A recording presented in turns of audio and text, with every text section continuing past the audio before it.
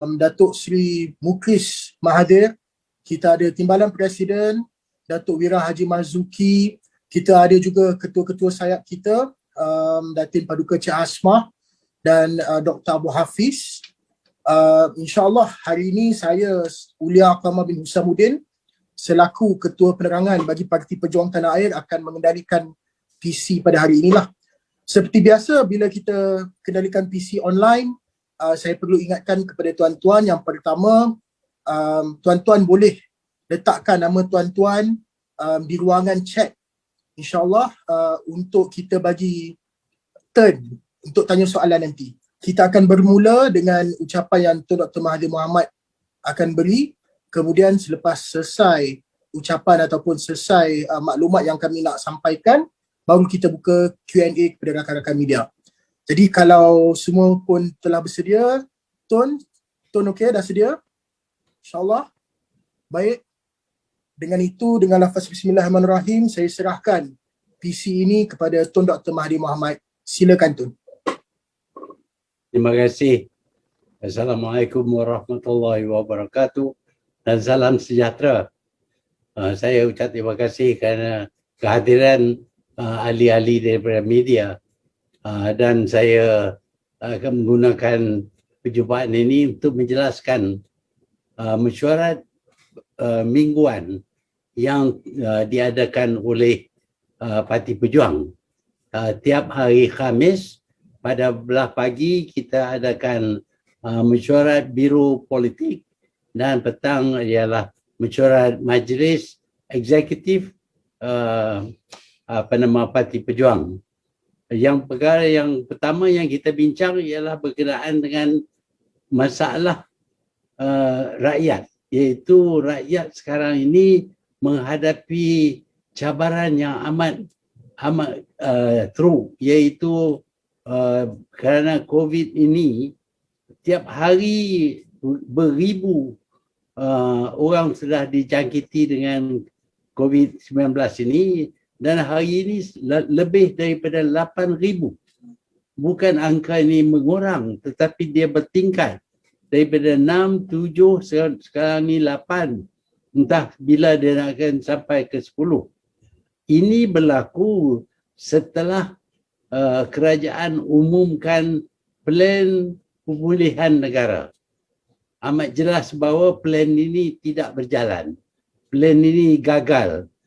Dan kita perlu fikir tentang cara lain.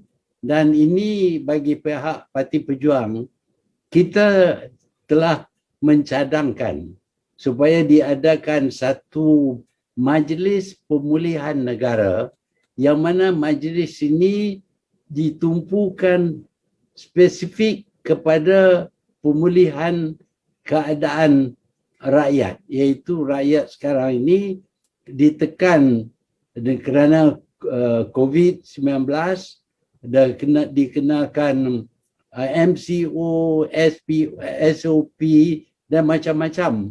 Dan ini menekankan mereka sehingga ada dari antara mereka yang bunuh diri pun sudah ada, ramai.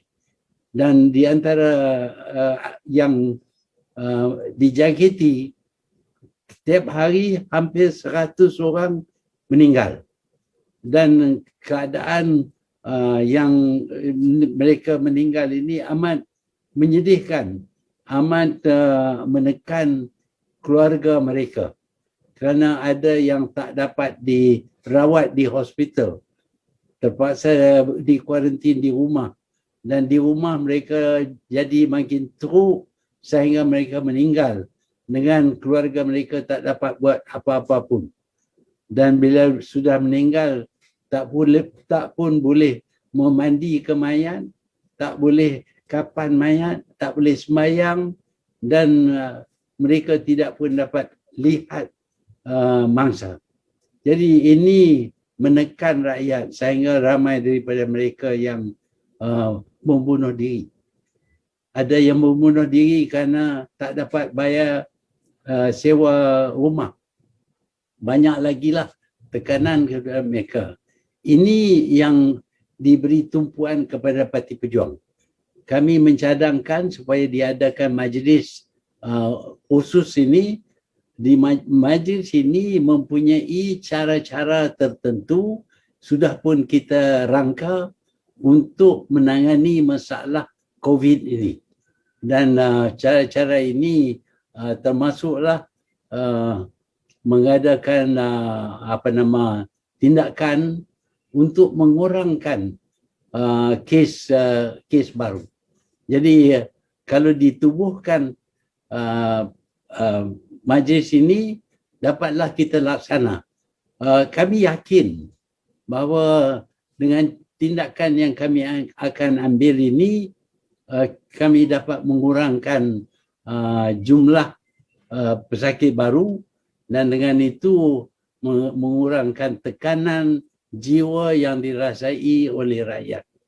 Kami punya pendapat ialah ini tindakan untuk memulih keadaan rakyat ini adalah perkara utama. Kami tidak peduli tentang soal politik. Ada orang yang membuat bermacam-macam cadangan politik. Di antara mereka pun mereka tidak bersetuju. Jadi politik bukanlah cara untuk mengatasi masalah yang dihadapi oleh rakyat. Jadi kami tidak akan perkenalkan tindakan politik. Oleh kerana ini maka kami telah terima notis untuk diadakan parlimen pada 26 hari bulan Julai ini. Kami menyoal kenapa 26, kenapa tidak segera? Kerana setiap hari ramai yang akan meninggal, ramai yang akan bunuh diri dan sebagainya. Jadi kita patut percepatkan tindakan kita. Tetapi nampak seolah-olah kerajaan masih juga ingin lewat-lewatkan. Mula dicadang bulan September. Bulan September berapa orang yang akan dapat penyakit ini. Tiap hari sampai 8,000 orang. Yang akan mati tiap hari 100 orang. Yang akan bunuh diri tiap hari 4-5 orang. Ini keadaan yang teruk. Jadi kenapa kita seolah-olah pandang perkara ini tak penting? Yang penting ialah nak tentukan kerajaan. Kerajaan apapun, tetapi kalau tak ada tindakan seperti yang dicadang oleh kita, maka kita tak dapat gedarkan kerajaan, gedarkan kedudukan rakyat. Itulah Parti Pejuang, kita ada cara-cara tertentu untuk menangani masalah yang dihadapi oleh rakyat. Itu adalah perkara pertama dan kita bersetuju dengan cadangan itu. Kita telah minta supaya speaker mengadakan mesyuarat parlimen lebih awal. Ini kita telah sampaikan dan kita juga akan memperkenalkan usul daripada Pejuang berkenaan dengan penubuhan badan yang majlis pemulihan ini akan diadakan usul. Walaupun tak dapat dibawa awal, bila saja ada mesyuarat parlimen kami akan bawa usul ini. Kami tidak berpendapat tak ada keperluan untuk taklimat daripada kerajaan.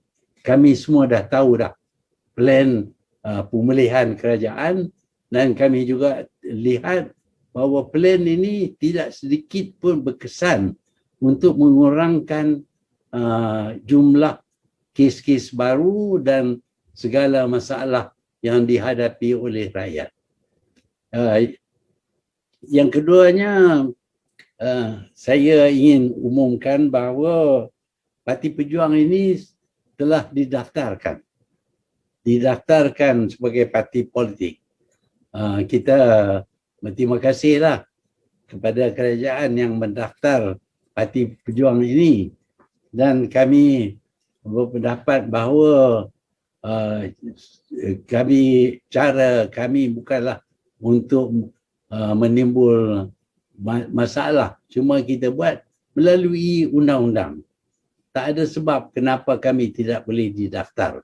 Jadi akhirnya Parti Pejuang ini sudah didaftar dan mereka yang ingin menyertai Pejuang, mereka dialur-alurkan bolehlah buat permohonan. Dan saya harap kita akan lebih cergas selepas ini.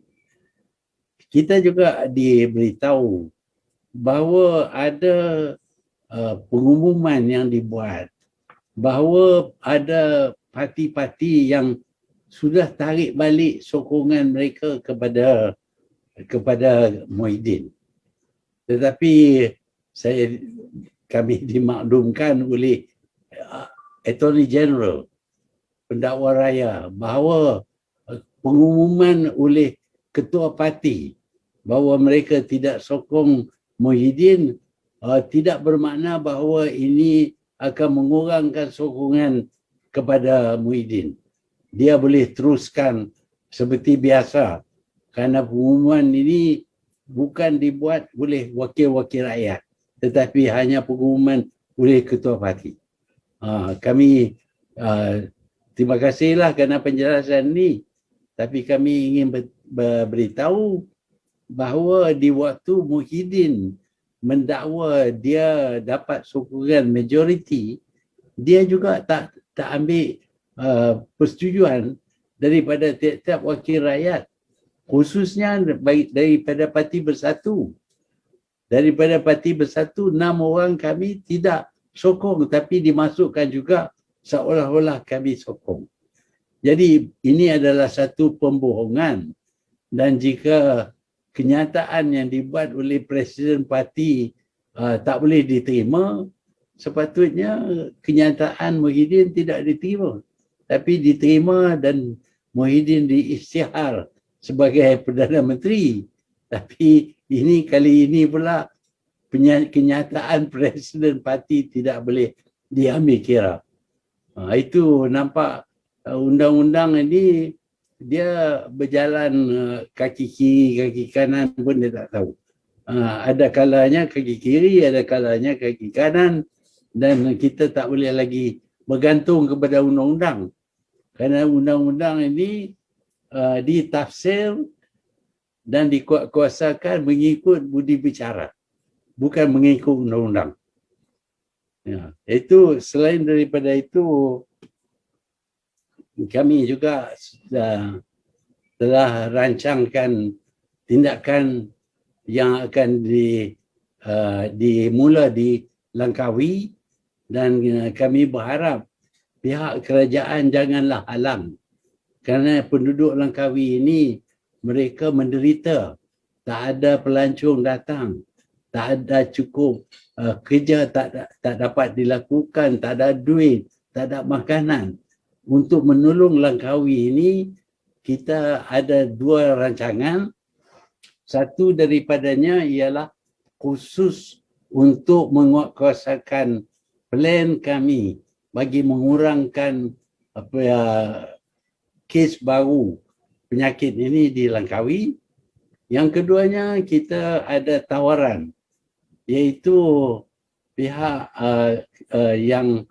yang menawar kepada kita ialah supaya kita semua penduduk Langkawi, 70,000 orang akan disuntik dengan vaksin yang boleh melawan Delta variant vaksin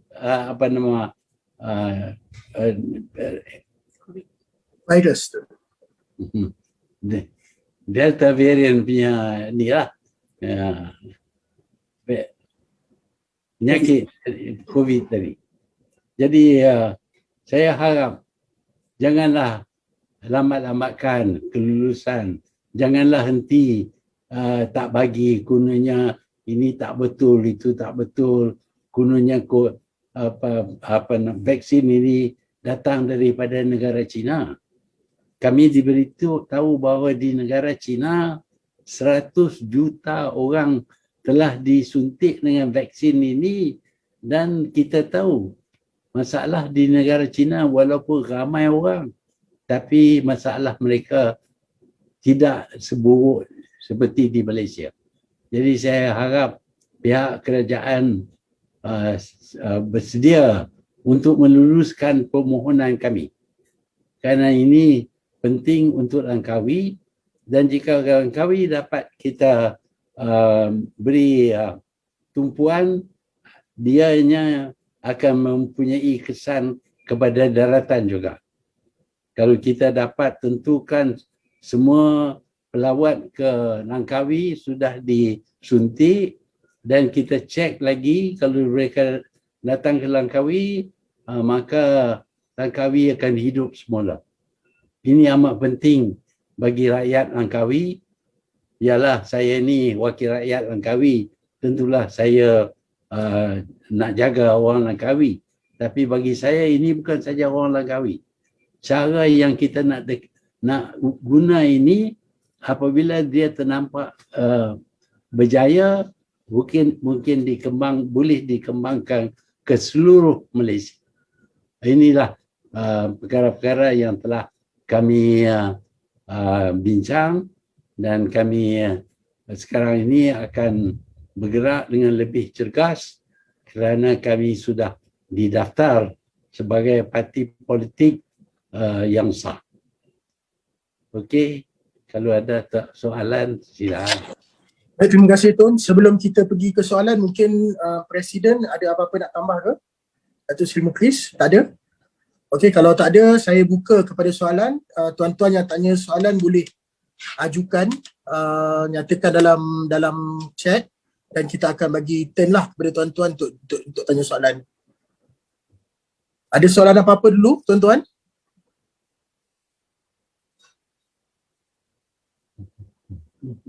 Tak ada? Tak ada. Tak ada soalan? Oh, ada. Kata sekejap.